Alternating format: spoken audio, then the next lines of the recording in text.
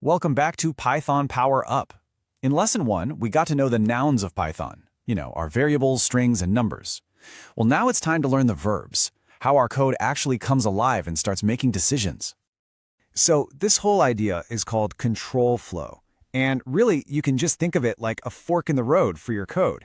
It's the magic that turns a boring top-to-bottom list of instructions into a program that can actually react and adapt. This, right here, is where programming starts to get really, really powerful. Okay, so how does a program actually decide which way to go at that fork in the road?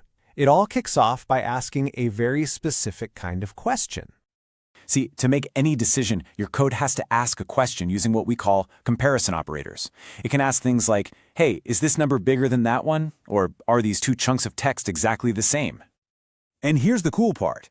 No matter what question you ask with those operators, the computer can only ever give you back one of two answers, true or false. That's it. This simple two-option system is called a Boolean, and it is the absolute foundation for how computers make choices. Okay, so we can ask a question, and we get a true or false answer back. Great. But now what? How do we do something with that answer? Well, that's where the mighty if statement comes into play. Let's go right back to our fork in the road. The if statement? That is the signpost at that fork. It looks at the answer to our question. If the answer is true, the program zips down one path. If it's false, it takes a totally different route. It's basically the director of our entire program's journey. Let's see this thing in action. Imagine a game needs to figure out if a player has enough points to level up. We'll create a variable called score, and then we use if to ask that all-important question. If score greater than 100. But hold on, before we see what happens, you gotta look really, really closely at that empty space before the print statements. This is called indentation, and in Python, this is not a suggestion, it's the law. It's how Python knows which lines of code belong to the if part and which belong to the else part. It's a key feature that makes Python code so clean and easy to read. So here's how it plays out.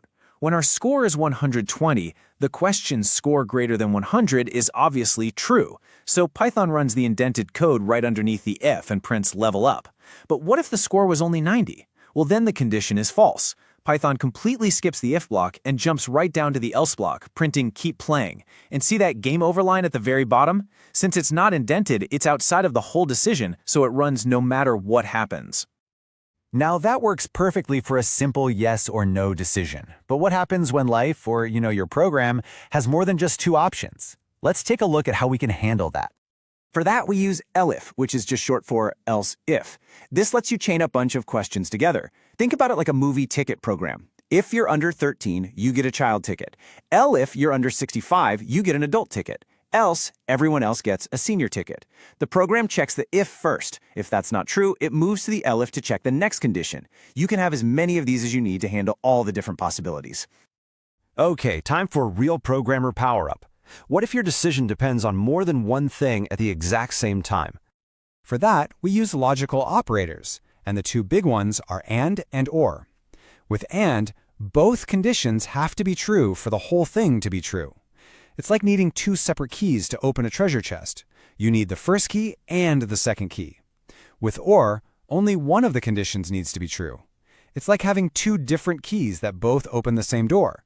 You just need one or the other.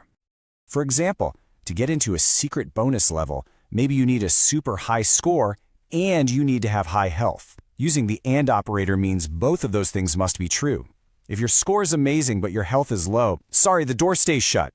And is how you enforce those strict, multi-part rules.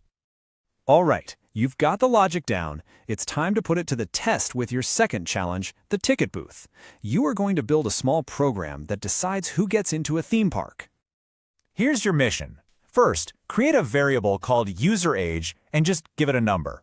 Then, write an if-else statement that checks if that age is 13 or older. Finally, make it print the right message based on the check. Go ahead and pause right here and give it your best shot. So, how'd you do? You ready to compare your code to the solution? And there it is, a clean, simple, and super powerful piece of code. We set the user age, the if statement checks the condition, and the program prints the correct response. If you got this working, seriously, congratulations. You've just built your first program that can actually think for itself. The biggest thing to take away from all this is that you now have a fundamental understanding of how programs think. You've unlocked the ability to control the flow of your code, which is huge. In our next lesson, we're going to see how to organize and group our data using the power of lists and dictionaries. You are not going to want to miss it.